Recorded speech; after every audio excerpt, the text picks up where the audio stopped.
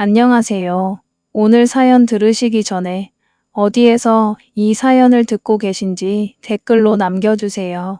그럼 제 이야기 바로 시작하겠습니다. 저는 지금 이혼 절차를 거의 마무리하고 있는 34살 여성입니다. 남들처럼 무난하고 다정한 신혼을 그렸었는데 그 그림이 이렇게 완전히 뒤틀릴 줄은 정말 몰랐네요. 저는 얼마 전까지 결혼 2년 차 신혼부부였어요. 저와 남편은 같은 회사 생산 라인 동료였습니다. 지방에 본사를 둔 가구 제조업체인데 저는 완제품 검수를, 남편 태민 씨는 조립 파트를 맡고 있었죠. 매일 같은 라인에서 얼굴 보다 보니 자연스레 정이 들었고 연애 1년 6개월 만에 결혼까지 이르게 됐습니다. 연애할 땐 태민 씨 정말 살가운 사람이었어요. 별거 아닌 말도 다정하게 건네는 사람이었고 옆에 있으면 자꾸 웃게 만드는 사람이었죠. 항상 저를 먼저 챙겼고 제가 부르면 뭐든 뒤로 미루고 달려오던 사람이었습니다. 추운 날엔 주머니 속에 핫팩을 몰래 넣어두곤 했고 퇴근길엔 제가 좋아하는 디저트를 사들고 회사 정문 앞에서 한참을 기다려주곤 했어요. 그때는 이 사람이랑 평생 살아도 좋겠다는 확신까지 들었습니다. 지금 생각하면 제가 참 순진했던 것 같아요. 그 다정함이 다 연극이었는지 아니면 자기 수틀리면 싹 바뀌는 이기심의 가면이었는지 그때는 까맣게 몰랐으니까요. 그런데 연애랑 결혼은 정말 다른 거더라고요. 결혼하고 딱 한 달 만에 태민 씨의 본 모습을 알아버리면서 저는 결혼을 후회하기 시작했습니다. 어떻게 이렇게까지 자기 위주로만 생각할 수 있는지 정말 자기 자신밖에 모르는 사람이었어요. 연애 때는 저를 향했던 그 세심함이 결혼하고 나니 전부 자기 자신만을 향한 철저한 이기주의로 변해버렸습니다. 사실 이런 조짐은 연애 시절에도 있었던 것 같아요. 지금 와서 돌이켜보면요. 제가 회사에서 검수 파트 대리 승진 기회가 생겼을 때 태민 씨가 유독 신경 쓰더라고요. 당시에 저희 파트장이 저를 따로 불러서 이번에 평가 점수가 잘 나왔으니 대리 승진 후보로 올리겠다고 하셨을 때 저는 너무 기뻐서 그날 저녁 태민 씨를 만나자마자 제일 먼저 그 소식을 전했습니다. 그런데 태민 씨 표정이 이상하게 굳어지더니 한참 동안 말이 없더라고요. 그러더니 축하한다는 말 한마디 없이 이렇게 말했습니다. 굳이 대리식이나 달아야 해? 책임만 늘고 야근만 많아질 텐데 그냥 지금처럼 지내는 게 편하지 않을까? 여자들은 너무 앞서 나가면 회사에서 오히려 욕먹어. 적당히 다니는 게 제일 지혜로운 거야. 그땐 그냥 저를 걱정해주는 말인 줄 알았어요. 내 건강 챙겨주느라 스트레스 받지 말라고 그러는 줄만 알았습니다. 그런데 결혼하고 나서 보니 태민 씨는 제가 자기보다 연봉이 높아지거나 직급이 앞서 나가는 걸 은근히 열등감 느끼고 불편해하는 사람이었더라고요. 자기는 조립 파트에서 수년째 사원으로만 머물고 있는데 제가 먼저 대리를 달면 자기 체면이 안 서고 자존심이 상했던 거였습니다. 결국 저는 그 남자의 교묘한 가스라이팅에 속아서 승진 기회를 스스로 접었습니다. 그래, 태민 씨 말대로 나중에 애 생기고 하면 대리 달아서 야근 늘어나는 것보다 지금이 낫겠지 하면서 제 발로 기회를 차버린 거죠. 지금 생각하면 그때부터 이미 위험한 신호가 오고 있었던 겁니다. 결혼 후에도 저희는 맞벌이를 하면서 같이 출퇴근을 했는데요. 퇴근하면 둘 다 지치는 건 똑같은 일상이었습니다. 완제품 검수나 조립이나 몸 쓰는 일이라 저녁만 되면 어깨며 허리가 쑤시지 않는 날이 없었거든요. 그런데 태민 씨는 본인만 세상에서 제일 힘든 노가다를 하고 온 사람처럼 굴면서 집에 오면 신발도 대충 던져두고 옷도 허물벗듯 벗어던진 채 소파에 널브러져서 손 하나 움직이지 않더라고요. 텔레비전 리모컨만 쥐고 손가락만 까딱거렸습니다. 그럴 때마다 저는 등을 팍팍 두드리면서 얼른 일어나. 저녁 준비 좀 같이 하자. 청소기라도 돌려주든가 하고 언성을 높였고 그제야 마지못해 꿈지럭대며 겨우 일으켜 세우면 식탁에 앉아 식기세척기, 건조된 그릇 몇 개 옮기는 흉내만 냈습니다. 그마저도 아이고 허리야. 나 오늘 조립 라인에서 죽는 줄 알았는데 집에서도 일 시키냐며 온갖 생색을 다 냈죠. 은근히 신경 거슬렸던 게 또 있는데 태민 씨는 자기 물건에는 유난히 예민하면서 제 물건은 원래 공용인 것처럼 여겼어요. 부부 사이에 뭐 그렇게 따로 구분할 게 있나 싶지만 그 남자의 이중자 때는 사람 속을 뒤집어 놓기에 충분했습니다. 화장대에 놓인 스킨로션 하나부터 시작해서 수건, 심지어 샴푸 브랜드까지 자기 전용을 딱 정해 놓았어요. 어느 날 제가 제 스킨이 다 떨어져서 태민 씨 화장수를 아주 조금 덜었었더니 그걸 귀신같이 알아채고는 눈을 동그랗게 뜨며 정색을 하더라고요. 이거 내 피부 타입에 맞춰서 비싸게 산 거 알잖아. 왜 손을 대? 당신 건 당신 거 쓰고 내 건 건드리지 마. 황당해서 말이 안 나왔습니다. 정작 본인은 제 최고급 바디워시며 제가 큰맘 먹고 산 영양크림을 아무렇지 않게 퍼서 쓰면서 말이죠. 제가 당신은 왜 내 거 쓰냐고 물으면 부부 사이에 치사하게 그런 걸 따지냐? 어차피 한 집에 사는데 유난 떨지 마 하고 되려 저를 쪼다 취급했습니다. 차 문제도 똑같았습니다.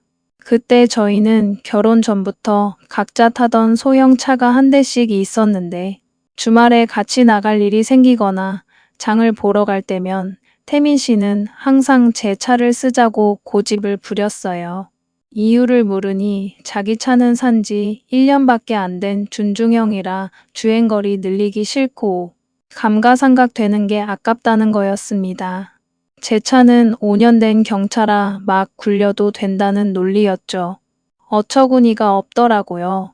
제 차의 기름값과 소모품 교체 비용, 감가상각은 아무래도 상관없고 자기 차는 상점 모시듯 주차장에 모셔두는 그 치사함에 입이 다물어지지 않았습니다.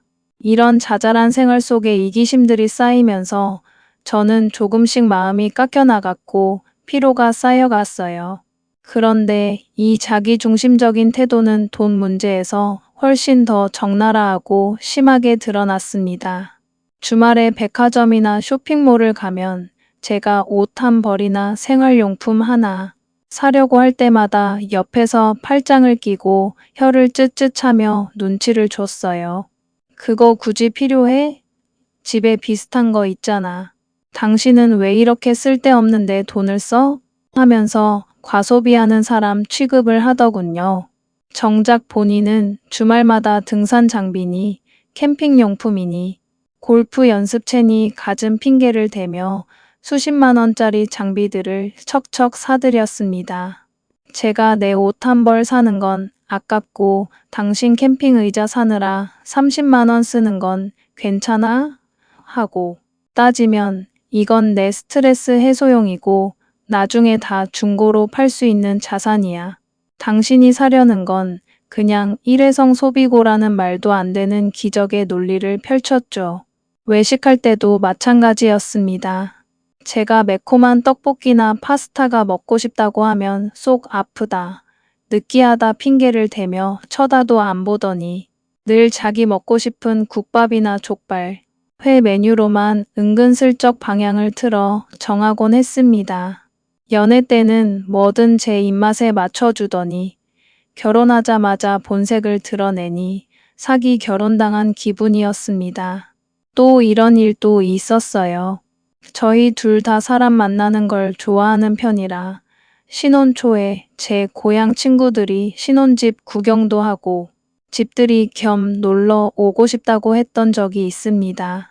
친구들이 선물 뭐 필요하냐며 기대를 부풀리고 있길래 태민 씨한테 미리 주말에 시간 괜찮냐고 초대해도 되냐 물었죠. 그랬더니 태민 씨는 미간을 찌푸리며 나 주말에 집에서 쉬어야 해. 남들 오면 집 지저분해지고 시끄러워지는 거 딱 질색이야. 안 돼 하며 단호하게 거절했습니다. 저는 친구들에게 너무 미안해서 남편이 주말에 업무 때문에 너무 피곤해해서 다음에 집 정리 좀 되면 부르게 하고 거짓 핑계를 대며 약속을 미뤘었죠. 그런데 얼마 지나지 않아 정말 황당하고 화가 머리 끝까지 치솟는 일이 있었습니다. 제가 회사 검수 파트 잔업 때문에 야근을 하고 밤 9시쯤 귀가하던 날이었어요. 태민 씨는 정시 퇴근해서 먼저 집에 가 있었는데 제가 엘리베이터에서 내려 우리 집 현관 앞에 다가가니 안에서부터 시끌시끌한 고성과 웃음소리가 복도까지 울려 퍼지는 겁니다. 설마 하는 마음으로 비밀번호를 누르고 문을 열었죠. 현관 입구부터 남자 구두 4켤레가 어지럽게 널브러져 있었고 거실 테이블엔 족발과 치킨 뼈다귀, 빈 술병이 잔뜩 놓여 있더군요. 태민 씨의 고향 동창 남자 넷이서 상의를 반쯤 벗어던진 채 노래를 부르며 술판을 벌이고 있었습니다. 제가 문을 열고 들어가자 남편 친구 중 하나가 취기가 잔뜩 오른 얼굴로 손을 번쩍 들며 말했어요. 형수님 오셨네요. 소문대로 여전히 예쁘시네. 오늘 태민이가 집들이 제대로 한다고 당장 모이라고 해서 왔어요. 집 진짜 너무 좋은데요, 형수님? 태민 씨는 거실 소파 한가운데 상전처럼 앉아서 아무렇지 않게 저를 맞았습니다. 고마워하거나 미안해하는 기색은 전혀 없었죠. 왔어? 애들이 형수 언제 오냐고 아까부터 계속 물어봤어. 야, 들어오는 길에 편의점 가서 캔맥주 큰 거랑 안주거리 좀 더 사다 주지 그랬냐? 끊겨서 분위기 깨지게 생겼네.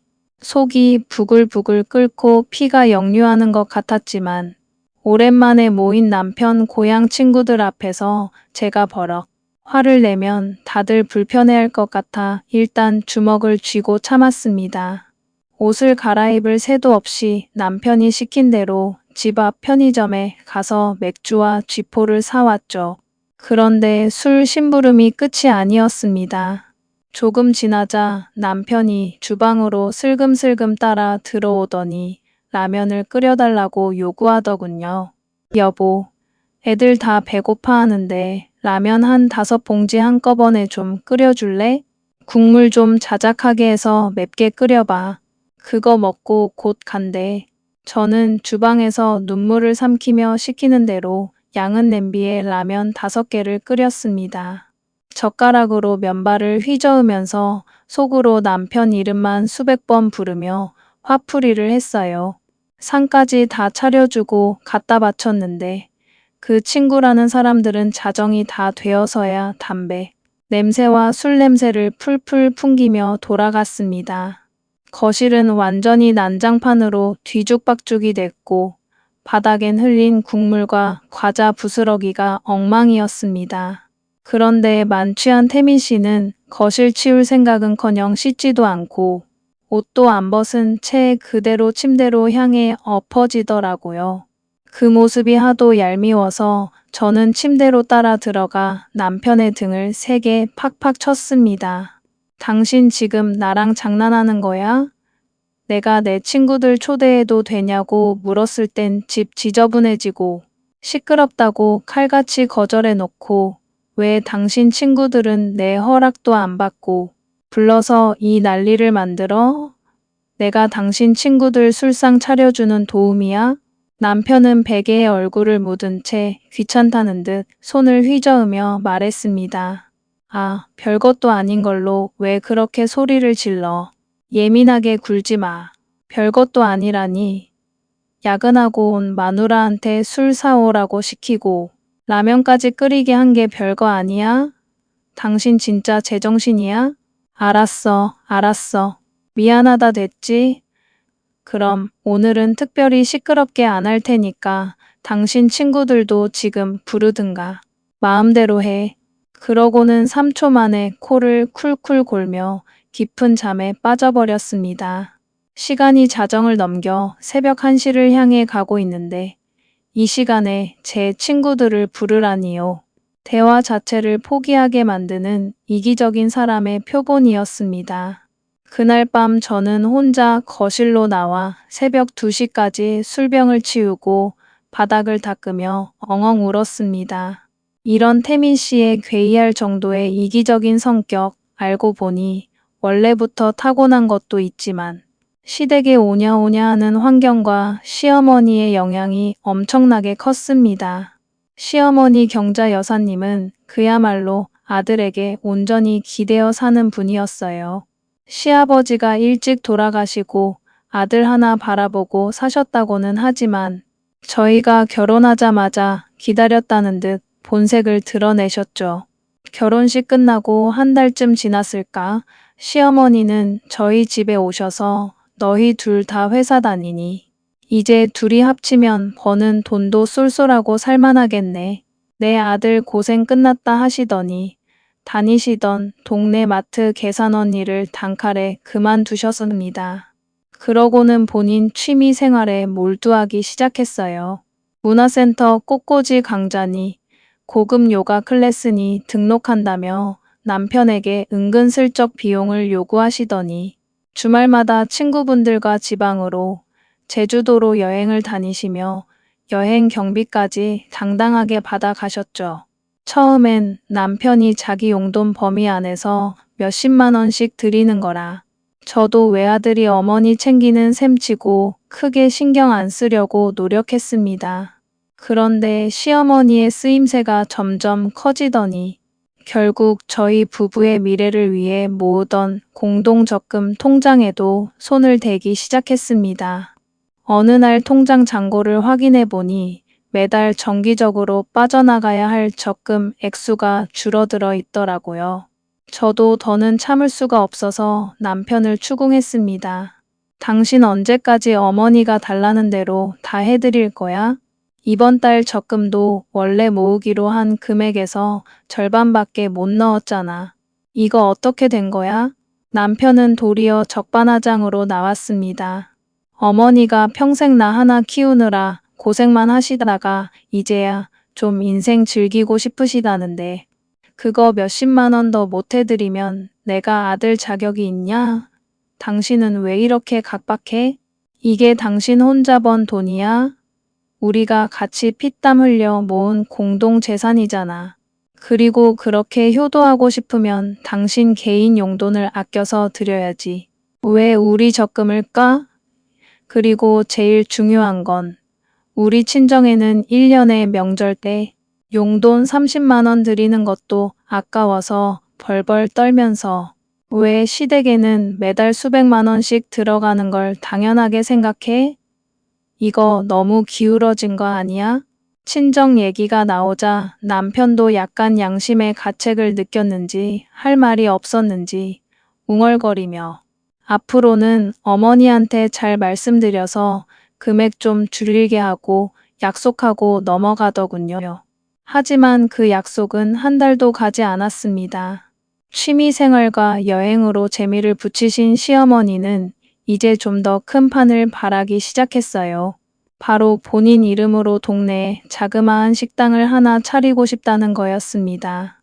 처음에 그 소식을 들었을 땐 저는 그래도 어머니가 놀지 않고 다시 생산적인 일을 하시려는가 보다 싶어서 아주 나쁘게만 보지는 않았습니다. 그런데 어느 날 주말 안방에서 옷을 정리하고 있는데 거실에서 남편과 시어머니가 속닥거리며 나누는 대화를 우연히 듣게 됐습니다. 아들, 엄마가 지난번에 말했던 그 아파트 단지 앞 상가 식당 자리 좀 알아봤어? 네, 어머니. 알아보긴 했는데 생각보다 초기 비용이 크더라고요. 보증금에 월세에 기존 가게 권리금에 인테리어 다시 하고 조리 설비까지 들여놓으려면 답이 안 나와요. 그래서 말인데 너희 모아둔 돈 있잖아. 한 5천만 원 정도만 엄마한테 도와주면 시작은 해볼 수 있을 것 같은데. 너희 회사 다녀서 그 정도는 있잖아. 5천만 원이라는 경악스러운 액수에 저는 옷을 정리하다 말고 문을 벌컥 열고 거실로 나갈 수밖에 없었습니다. 어머니, 지금 저희한테 5천만 원을 달라고 하신 거예요? 시어머니는 놀란 기색도 없이 저를 흘겨보며 말했습니다. 어머, 얘 좀 봐라. 인기척도 없이 벌컥 문을 열고 나와? 달라는 게 아니라 사업 자금으로 잠시 빌린다는 거지. 식당에서 손님 끌고 수익 나면 다 갚을 건데 가족끼리 그거 하나 못 믿고 안 기다려줘? 어머니, 저희도 겨우 직장 생활하면서 아껴 모은 돈이에요. 결코 여유 있는 형편 아닙니다. 지금까지 어머니 여행비에 취미 생활비까지 매달 보태드렸잖아요.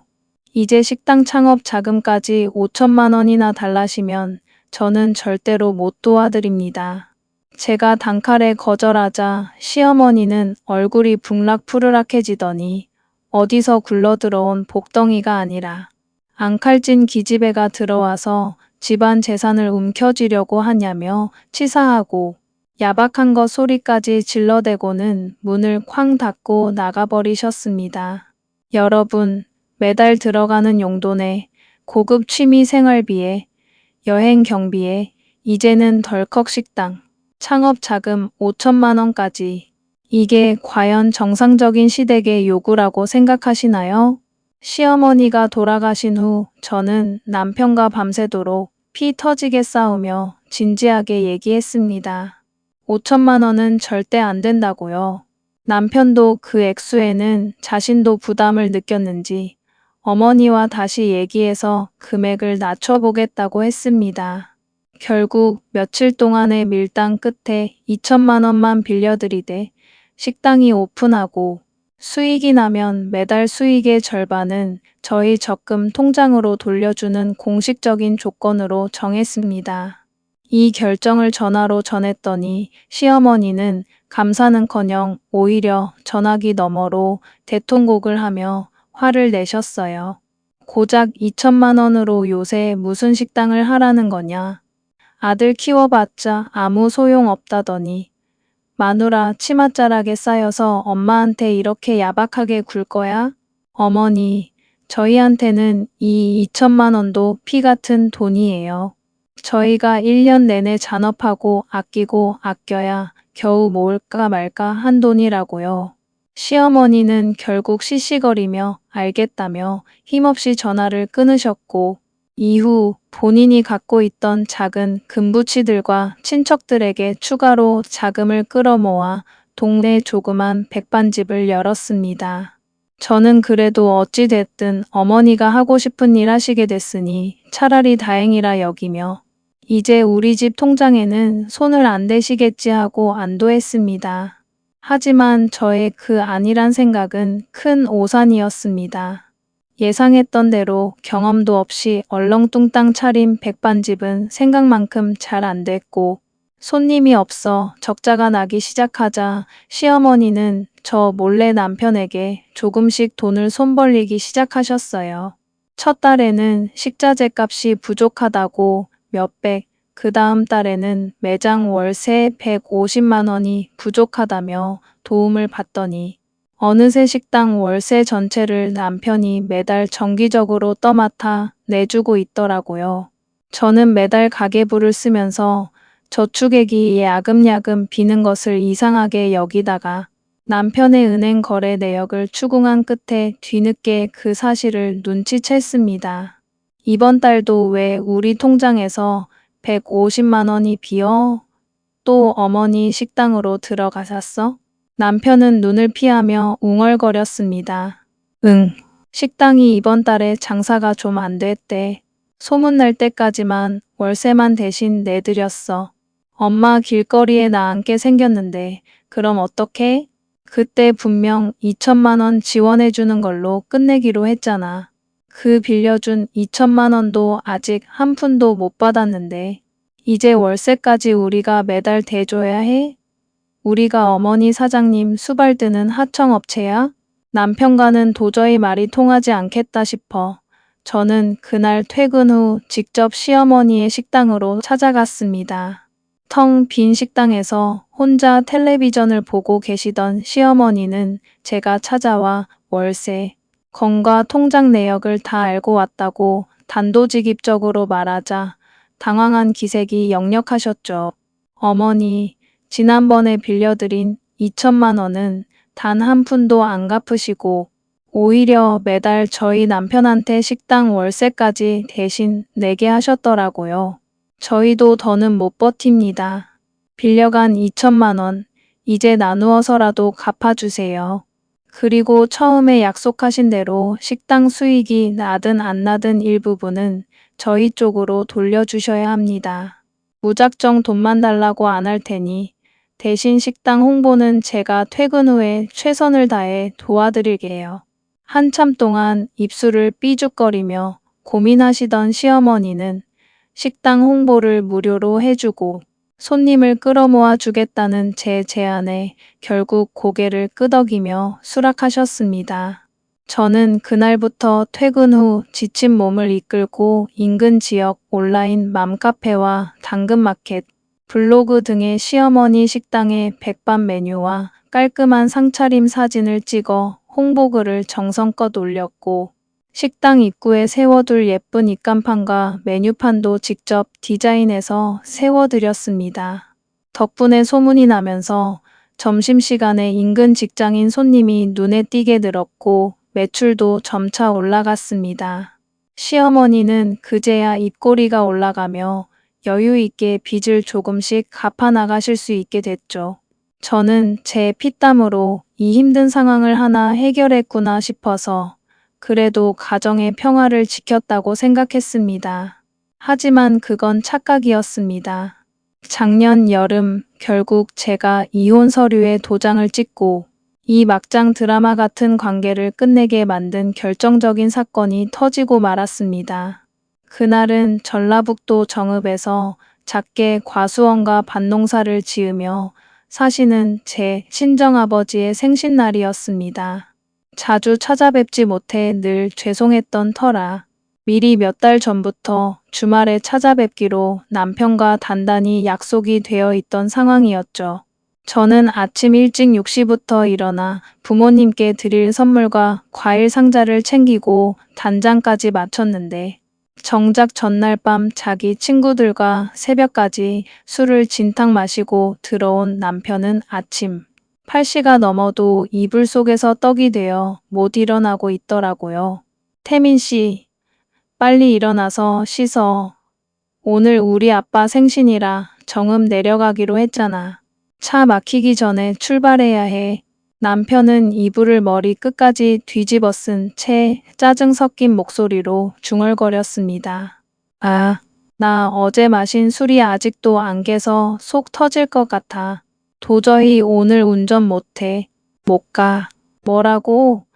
오늘 아빠 생신이라고 몇 달 전부터 말했잖아.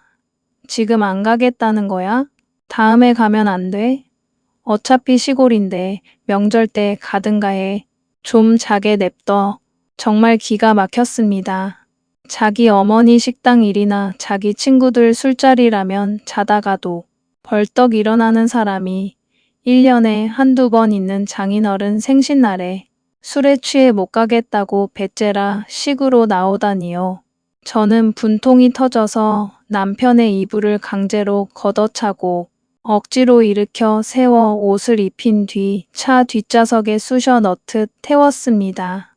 그리고 제가 직접 3시간 가까운 거리를 고속도로를 달려 정읍 부모님 댁까지 운전해서 갔습니다. 정읍으로 내려가는 3시간 내내 남편은 고맙다는 말 한마디 없이 뒷좌석에서 코를 골며 계속 잠만 잤습니다. 지방 시골집에 도착하자 부모님은 오냐 오냐 하며 반갑게 문 앞까지 나와 저희를 맞아주셨습니다. 그런데 차에서 내린 남편은 장인, 장모님께 인사도 건성으로 고개만 끄덕하더니 아, 몸이 좀 안 좋아서 방에 들어가서 좀 쉴게요 하며 안방으로 훌렁 들어가 문을 닫고 누워버리더군요. 그러고는 점심때가 지나고 저녁 시간이 다 되도록 몇 시간을 내리 자빠져 잤습니다. 부모님이 사위가 어디 많이 아픈가 보다. 병원이라도 데려가야 하는 거 아니냐며 걱정스럽게 물으셨지만 차마 어젯밤에 술을 진탕 처먹고 숙취 때문에 저러고 자는 거라는 사실을 말씀드릴 수가 없어서 그냥 요즘 회사 잔업이 많아서 많이 피곤했나 봐요 하고 얼버무릴 수밖에 없었습니다. 제 속은 타들어 가다 못해 제가 되었죠. 저녁 식사 준비를 할 시간이 되어 어머니가 조심스럽게 안방문을 열고 남편을 깨우러 들어가셨습니다. 그런데 방 안에서 남편의 짜증 가득한 고함 소리가 밖으로 새어나왔습니다. 아, 어머니, 좀 더 자게 두세요. 피곤해 죽겠는데 왜 자꾸 깨우세요? 장모한테 소리를 지르는 그 몰상식한 행동에 화가 머리 끝까지 나서 당장 안방으로 들이닥치려는데 아버지가 제 손목을 꼭 잡으시며 말리셨습니다. 휴가도 없이 일하느라 많이 피곤한가 보다. 사위 더 자게 내버려 두자. 우리가 기다리면 되지. 오랜만에 뵌 부모님 앞에서 싸우는 모습을 보여드리기 싫어서 저는 이를 악물고 참았습니다. 1시간쯤 더 지나 도저히 저녁 시간을 더 미룰 수 없어 제가 들어가 남편을 강제로 끌어내다시피 깨웠고 그제야 남편이 눈을 비비며 엉거주춤 나왔습니다. 아버지는 분위기를 풀어보시려고 사위, 저녁 반찬거리에 쓸 상추랑 고추, 좀 따오게 텃밭으로 가자며 남편을 마당 옆 텃밭으로 데리고 나가셨습니다. 저와 어머니, 아버지, 그리고 남편 넷이서 밭일을 시작했습니다. 그런데 남편은 마지못해 상추 몇 잎을 따는 척하다가 계속 하품을 하고 졸면서 비틀거리더군요. 보다 못한 어머니가 분위기를 띄우려고 농담 삼아 웃으시며 한마디 하셨습니다. 아이고 우리 태민 사위, 남자가 왜 이렇게 손이 굼떠 손. 좀 빨리 팍팍 놀려봐. 그래야 맛있는 저녁 먹지. 저와 아버지는 어머니의 농담에 소리내어 웃으며 남편을 바라봤습니다. 그런데 그 순간 남편의 표정이 차갑게 굳어지더니 들고 있던 상추 바구니를 바닥에 내팽개쳤습니다. 그러더니 밭 한가운데서 벌떡 일어나 고함을 질렀습니다. 내가 이 집 데릴 사위예요. 안 그래도 회사 일로 힘들어 죽겠는데 시골까지 끌고 와서 일까지 시키고 사람 진짜 열받게 만드네. 그러더니 남편은 정신 나간 사람처럼 부모님이 1년 내내 정성껏 키워놓은 상추와 고추밭을 정갈하게 가꿔놓은 텃밭을 운동화 발로 마구 짓밟기 시작했습니다. 파릇파릇한 채소들이 흙투성이가 되어 지식여졌습니다. 이딴 거 다 뜯어 드시고 잘 사세요. 저는 내 집으로 갑니다. 부모님이 피땀 흘려 키운 텃밭이 순식간에 엉망진창이 되었고 부모님은 너무 큰 충격을 받아 아무 말도 못하신 채 입을 벌리고 서 계셨습니다. 제가 너무 놀라 당신 미쳤어. 지금 뭐 하는 짓이야. 하며 남편의 손목을 잡자 남편은 저를 거칠게 뿌리쳐 바닥에 넘어뜨리고는 옆에 있던 상추 바구니까지 발로 뻥 차버린 뒤 자신의 차가 아닌 제 차 키를 빼앗아 들고 운전해서 정읍 시골집을 쌩하고 떠나버렸습니다. 남편이 폭풍처럼 광기를 부리고 떠난 뒤 망가진 텃밭과 바닥에 짓밟힌 채소들을 보며 저희 세 사람은 한동안 넋을 잃은 채 아무 말도 하지 못했습니다. 연세 드신 부모님은 손을 떨며 충격에서 헤어나오지 못하셨고 저를 꼭 붙잡고 눈물을 글썽이셨습니다. 지연아, 저 아이 원래 저런 애였니?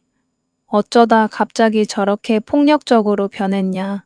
어머니는 괜히 자신이 손 좀 빨리 놀려라라는 농담을 해서 사위 기분을 망쳤다며 스스로를 탓하시며 짓밟힌 상추를 일으켜 세우려고 애쓰셨고 아버지는 얼굴이 벌개진 채 주먹을 불끈 쥐고 저 후안무치한 놈을 가만두지 않겠다며 씩씩거리셨습니다. 부모님의 그 비참한 모습을 보니 제 가슴이 갈갈이 찢어지는 것 같았습니다. 저는 더는 참을 수가 없었고 이 악마 같은 사람과의 인연을 오늘로 끝내야겠다고 결심했습니다. 엄마, 아빠, 정말 죄송해요. 저 먼저 올라갈게요. 저 사람 오늘 진짜 정신 차리게 만들게요. 저는 바로 정읍 버스터미널로 달려가 서울로 향하는 고속버스를 탔습니다. 올라가는 3시간 동안 분통이 터져 피눈물이 흘렀습니다.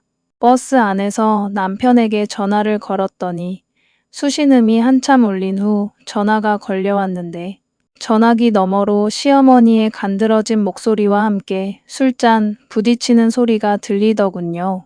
자기 처가 텃밭을 짓밟고 도망쳐 놓고는 곧바로 시어머니 식당으로 달려가 제 욕을 하며 또 술판을 벌이고 있는 게 틀림없었습니다. 서울에 도착하자마자 택시를 타고 시어머니의 식당 문을 황 하고 열고 들어갔습니다. 예상했던 대로 두 모자가 마주 앉아 삼겹살에 소주를 기울이고 있더군요. 저를 본 시어머니는 미안해하기는커녕 오히려 자리에서 벌떡 일어나 젓가락을 저를 향해 겨누며 목소리를 높였습니다. 시골 총구석 주제에 왜 귀한 내 아들을 부려먹고 난리니? 내 아들이 너희 집 종이야? 힘들어서 쉬러 간 애한테 바치를 시켜. 어머니, 지금 제정신이세요? 제 부모님한테 저희 친정에 지금 무슨 막말을 하시는 거예요? 사람이 피곤하다는데 굳이 밭으로 끌고 나가서 일을 시키고 눈치를 주니까 애가 화가 나서 나온 거 아니냐. 어디서 눈을 똑바로 뜨고 소리를 질러. 저는 더 이상 이 몰상식하고 뻔뻔한 모자의 모욕을 참을 수가 없었습니다. 피가 머리로 거꾸로 솟구쳤습니다. 저는 남편과 시어머니가 술을 마시던 테이블로 성큼성큼 다가가 두 사람이 말릴 새도 없이 테이블 밑을 잡아 그대로 상을 엎어버렸습니다. 화창창하는 굉음과 함께 소주병과 맥주병이 바닥에 깨지고 뜨거운 찌개와 삼겹살 기름이 바닥 사방으로 튀었습니다. 식당 안은 순식간에 난장판이 되었죠. 우리 부모님 욕할 자격이 당신들한테 있어. 이 식당 누구 돈으로 세웠는지 잊었어. 제 부모님 텃밭 짓밟고 온 당신 아들이 인간이야. 가만히 앉아있던 남편은 자기 어머니 앞에서 상을 엎고 고함을 지르는 제 모습을 보자 이성이 날아갔는지 벌떡 일어나더니 이 미친 기집애가 어디서 행패야 하고 소리를 지르며 제 쪽으로 다가왔습니다. 그러고는 제 말이 채 끝나기도 전에 온 힘을 실어 제 오른쪽 뺨을 향해 주먹에 가까운 손바닥을 내리쳤습니다. 짝 마이너스 하는 엄청난 소리와 함께 고개가 돌아갔고 얼마나 세게 맞았는지 귀에서 B 마이너스 하는 이명이 들리며 눈앞이 노랗게 변했습니다. 살면서 부모님한테도 맞아본 적 없는 뺨을 남편에게 맞고 너무 충격을 받아 반응도 못하고 서 있는데 남편은 분이 안 풀렸는지 곧바로 반대쪽 뺨을 연속으로 2번 더 날렸습니다. 어디서 시어머니한테 행패를 부려 죽으려고 작정했어. 그렇게 연속으로 뺨 3대를 맞고 저는 중심을 잃고 식당 바닥에 깨진 유리 조각 옆으로 주저앉았습니다. 시어머니는 말리기는커녕 옆에서 잘했다 태민아 저런 버르장머리 없는 건 매를 벌어야 정신을 차리지 하고 부추기고 있더군요. 바닥에 주저앉아 거울 대용으로 식당 유리창에 비친 제 모습을 봤습니다. 양쪽 뺨이 벌겋게 피멍이 들듯 부어올라 있었고 입술 끝이 터져 피가 흘러내리고 있었습니다. 저는 입술을 깨물고 피 맛을 느끼며 냉혹하게 남편을 노려보며 말했습니다. 너 지금 나 때렸지? 좋아. 이제 제대로 고소당해봐. 저는 망설임 없이 주머니에서 핸드폰을 꺼내 112를 눌렀습니다. 여기 5호동 5500 반집인데요. 가정폭력으로 신고합니다. 남편한테 얼굴과 뺨을 폭행당했습니다. 지금 바로 출동해 주세요. 남편과 시어머니는 제가 진짜로 경찰에 신고할 줄은 몰랐는지 당황해서 야, 너 미쳤어? 경찰을 왜 불러? 하고 소리를 질렀지만 저는 조용히 식당 밖으로 나와 경찰차를 기다렸습니다. 불과 5분 만에 사이렌을 울리며 경찰차 2대가 현장에 도착했습니다. 경찰관들이 식당 안으로 들어와 터진 입술과 퉁퉁 부어오른 제 얼굴 상태를 보고 현장에 어지럽혀진 깨진 술병들을 확인하더니 망설임 없이 남편에게 다가가 현장에서 미란다 원칙을 고지하고 손목에 수갑을 채웠습니다. 피해자 얼굴 상태가 심각합니다. 피의자는 현행범으로 체포합니다. 경찰차를 타고 경찰서로 이동해 진술서를 작성했습니다. 경찰서 조사실에서 시어머니와 남편은 부부싸움 중에 아내가 먼저 상을 엎어서 경고 차원에서 살짝 건드린 것뿐이다. 처가에서 학대를 당해서 정당방위였다며 온갖 구차하고 비굴한 변명을 늘어놓았지만 제 상의 진단서와 퉁퉁 부은 얼굴 사진을 본 담당 형사님은 어처구니가 없다는 듯 남편을 엄하게 꾸짖었습니다. 누가 봐도 저는 명백한 일방적 폭행 피해자였기에 그들의 추악한 변명을 들어주는 사람은 아무도 없었습니다. 상황이 형사처벌로 이어지고 심각하게 불리해진 것을 깨달은 두 사람은 조사실 밖 복도에서 저를 따로 불러내어 비굴하게 합의를 요구하기 시작했습니다. 지연아, 내가 순간적으로 너무 화가 나서 실수를 했다. 진짜 내 남편 전과자로 만들 셈이야? 예, 지연아. 화나서 부부 사이에 아내 한 번 때린 걸로 이렇게 경찰서까지 오고 남편 수갑 채우는 게 말이 되니? 좋은 게 좋은 거라고 합의서 좀 써줘라. 저는 진물과 피가 나오는 입술을 다물고 시어머니와 남편을 차갑게 바라보며 말했습니다. 지금 미안한 기색이나 진심 어린 사과 한마디 없으신데 제가 왜 당신들을 위해 합의를 해드려야 하죠? 그래도 내 남편이잖아. 남편 인생 망치고 전과자 만들고 싶어.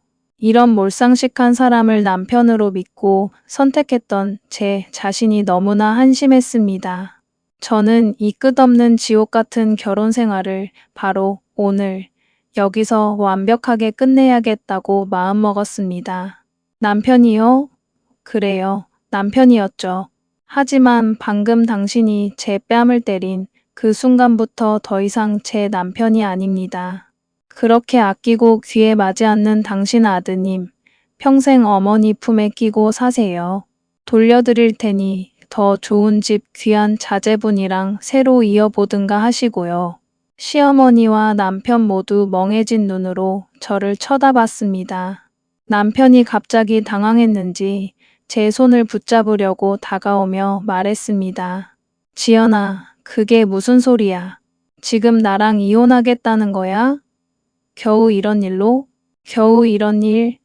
당신은 내 부모님 텃밭을 짓밟고 내 뺨을 3대나 때린 게 겨우 이런 일이야? 양심은 있어?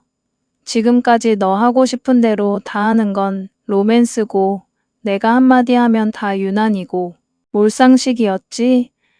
너처럼 세상에서 자기밖에 모르는 이기적인 괴물이랑은 단 하루도 더 못 살아.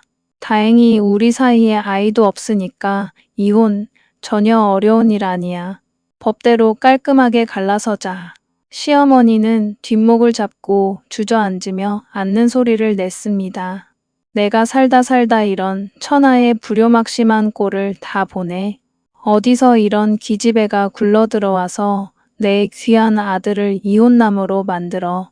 저는 시어머니를 똑바로 쳐다보며 마지막으로 일침을 날렸습니다. 이런 일로 이혼남 되게 생겼으니 아드님 혼자 사는 게 안쓰러우시면 새로 짝지어줘 보세요. 근데 자기밖에 모르고 마누라 때리는 이 성격이면 세상 어느 여자가 들어와도 사흘을 못 버틸 겁니다. 그 말을 남기고 저는 뒤도 돌아보지 않고 경찰서 문을 열고 나왔습니다. 밤 공기가 이렇게 시원하고 달콤할 수 없었습니다. 가슴 속에 얹혀있던 커다란 돌덩이가 뻥 뚫리며 속이 다 후련했습니다. 이후 저희가 형사 고소와 함께 이혼 소송에 들어갔다는 소식은 회사 내에도 빠르게 퍼졌습니다. 생산 라인 동료들이 무슨 일이냐며 저에게 걱정 반 호기심 반으로 많이들 물어왔어요. 그때 제일 먼저 제 편에 서서 저를 챙겨준 게 입사 동기이자 절친인 유진 씨였습니다. 유진 씨는 제가 뺨을 맞아 얼굴에 멍이 든 모습을 보고 함께 눈물을 흘려주었고, 제가 힘들어할 때마다 따뜻한 밥을 챙겨주고 가정법원 근처에 실력 있는 변호사, 상담 예약까지 직접 알아봐 주면서 끝까지 제 곁을 지켜줬습니다. 지연아, 너 혼자 다 감당하려고 하지 마. 그 인간이 한 짓 다 벌받게 해야 해. 필요한 거 있으면 언제든 나한테 말해. 유진 씨의 따뜻한 응원 덕분에 저는 그 피 말리는 이혼 소송 기간을 버텨낼 수 있었습니다. 저는 이대로 가만히 얌전히 이혼해 줄 생각은 전혀 없었습니다. 남편 태민 씨의 그 가식적이고 이기적인 실체를 회사 사람들에게도 똑똑히 알려야겠다고 생각했죠. 그동안 남편이 저와 나누었던 카카오톡 대화 내용들을 캡처해둔 파일이 휴대폰에 수십 장 있었습니다. 그 안에는 남편이 평소 회사, 동료들과 상사들을 향해 내뱉었던 차마 입에 담지 못할 험담과 부적절한 뒷담화들이 가득했죠. 저는 망설임 없이 그 캡처본들을 회사 단체 대화방에 그대로 올렸습니다. 남편이 평소 들먹였던 옆 부서 파트장님의 능력을 비하하는 말부터 같은 라인 신입, 사원의 외모를 품평하고 지적했던 저질스러운 내용들, 그리고 상사들을 바보 취급했던 대화들이 세상에 다 공개되자 단톡방은 그야말로 발칵 뒤집혔습니다. 남편은 순식간에 회사 전체에서 앞에서는 웃고 뒤에서는 동료들 씹는 소시오패스로 찍히며 매장당했고, 아무도 그 남자와 말을 섞지 않고 식사도 함께 하지 않는 왕따 신세가 되어버렸습니다. 저를 폭행한 죄로 남편이 감옥까지 가길 진심으로 바랐지만 안타깝게도 초범이라는 이유로 벌금 200만 원 선고로 형사처벌은 마무리됐습니다. 하지만 회사에서 얼굴을 들고 다닐 수 없게 되었으니 나름 통쾌한 사필 규정의 결말이었습니다. 얼마 전엔 절친 유진 씨가 남편이 견디다 못해 사직서를 들고 사장실로 들어가는 모습을 봤다고 전해주더군요. 직장까지 잃게 되었으니 제 죗값을 제대로 치른 셈입니다. 이혼 절차가 최종적으로 마무리되면서 재산 분할과 정산도 깔끔하게 진행했습니다.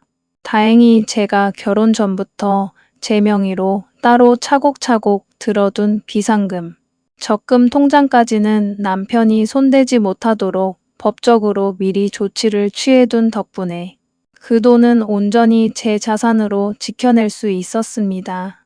나머지 공동 명의의 재산은 법원 판결에 따라 정확히 반반으로 나누기로 했고, 추가 위자료 청구도 고민했지만 그 인간들과 더 이상 연락하고 법원에 와서 얼굴을 마주치며 질질 끄는 것보다 벌금 200만 원 낸 것으로 만족하고 깔끔하게 관계를 끊어내는 게 내 정신 건강에 낫겠다 싶어 마무리 지었습니다.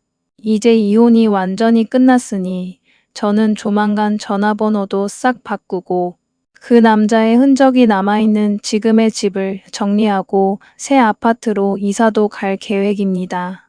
요즘 저는 주말마다 정읍 친정집으로 내려가 부모님과 함께 다시 예쁘게 일군 텃밭을 가꾸며 조용하고 평화로운 시간을 보내고 있습니다. 짓밟혔던 텃밭에 다시 새싹이 피어나듯 제 삶도 다시 푸르게 피어나는 느낌입니다. 이렇게 사니까 마음이 이렇게 편하고 자유롭고 행복한 것을 왜 그동안 그런 이기적인 사람의 눈치를 보며 참고 살았나 싶더라고요. 이제 저는 당분간 연애나 재혼 생각은 전혀 없고 그동안 제 힘으로 모은 돈으로 부모님께 효도하면서 저만의 행복한 싱글 라이프를 마음껏 즐겨보려 합니다. 마지막으로 제 사연을 듣고 계신 여러분께 꼭 한 말씀 드리고 싶어요. 혹시 지금 부부 관계나 연인 관계에서 상대방의 일방적인 이기심과 폭언, 폭력을 무작정 참고 계신 분이 있다면 절대로 참지 마세요. 내가 조금만 더 참으면 바뀌겠지. 나만 참으면 가정 평화가 지켜지겠지 하는 생각은 착각입니다. 참다 보면 마음도 육체도 병든다는 말, 정말 맞는 말이더라고요. 용기를 내어 과감하게 끊어내고 참지 않으면 저처럼 진짜 나다운 행복이 뭔지 다시 찾을 수도 있습니다. 세상 어딘가엔 지금보다 훨씬 더 행복해질 수 있는 당신만의 선택지가 분명히 있다는 걸 꼭 기억하셨으면 좋겠습니다. 제 긴 이야기 끝까지 들어주셔서 정말 감사합니다. 여러분도 오늘보다 내일 더 당당하고 행복하시길 진심으로 바라겠습니다.